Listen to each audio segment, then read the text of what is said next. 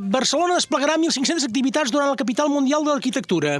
L'antiga seu de l'editorial Gustavo Gili serà la Casa d'Arquitectura de Barcelona. Està mirant les activitats i en aquests casos sempre hi ha grans obviats o grans oblidats. Bé, estem parlant d'arquitectura, no? Sí. Que l'objectiu de l'arquitectura és fer construccions? Sí. Oi que una construcció no passa del plànol està acabada per ciència infusa? Falta el paleta. Home, per favor, o sigui, es posen sols a miar les bigues i els totxos? No, falta el paleta.